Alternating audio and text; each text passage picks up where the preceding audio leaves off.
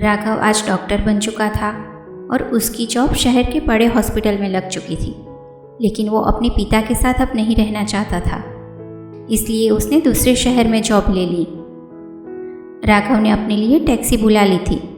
Taxi के आते ही उसने सारा सामान टैक्सी में रखवा दिया और एक आखिरी बार अपने पापा के सामने देखा, लेकिन हमेशा की तरह उनके चेहरे पर कोई भाव नहीं था। बस वो राघव को जाता हुआ देख रहे थे। राघव चाहता था कि उसके पापा उसे एक बार प्यार से कहे कि बेटा रुक जाओ, मुझे छोड़कर मत जाओ, लेकिन ऐसा कुछ भी नहीं हुआ। राघव टैक्सी में बैठा और टैक्सी चल पड़ी। टैक्सी के चलते ही राघव पुरानी यादों में खो गया और अपने पापा के बारे में सोचने लगा कि 8 साल का था जब माँ मुझे और पापा को छोड़ के चली गई। जितना नाराज़ मैं माँ से था, उससे कई ज़्यादा नाराज़ मैं पापा से था, क्योंकि उन्होंने कहा था कि वो मेरा और मेरी माँ का ख्याल हमेशा रखेंगे। पर माँ के जाने के बाद मैंने पापा से 2 महीनों तक बात नहीं की। वो हर बात पर मुझे डांटते थे। किसी से झगड़ा होता तो गलती ना होने पर भी मुझसे ही माफ़ी मंगवाते थे। हर छोटी गलती पर मुझ पर हाथ उठाते थे। सारा वक्त बस वो काम ही करते, अपना वक्त कभी मुझे नहीं देते थे। जब माँ की याद आती तो मैं घंटों रोता, लेकिन पापा हमेशा आकर किताब थमा देते। राघव जब इन्हीं पुरानी यादों में खोया हुआ था, तभी ड्राइवर के फ़ोन की घंटी बजी।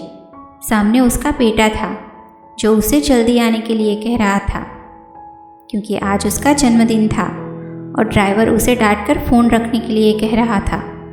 जैसे ही उसके बेटे ने फ़ोन रखा तो ड्राइवर ने पीछे मुड़कर कहा कि अगर डांटता नहीं तो वो मानता भी नहीं, और फिर अगर मैं काम नहीं करूँगा तो मेरे बेटे के लिए तोहफ़ा कहाँ से लाऊँगा।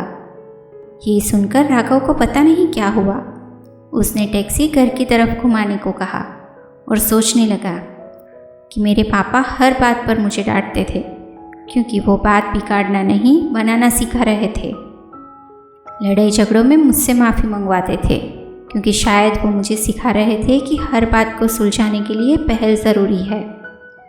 हर छोटी गलती पर उनका हाथ उठ जाता था, पर हर बार वो हाथ मुझ तक आते ही रुक भी जाता था, ताकि मुझे सिखा सके कि माफ़ करना कितना ज़रूरी है।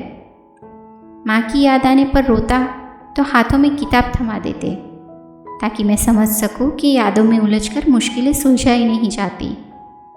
वो मुझे वक्त कभी नहीं देते थे, ताकि वो मेरा वक्त बदल सके। टैक्सी के रुकते ही उसने दौड़कर अपने पापा को, जो अभी भी सीढ़ियों पर बैठे हुए थे, उन्हें गले लगा लिया।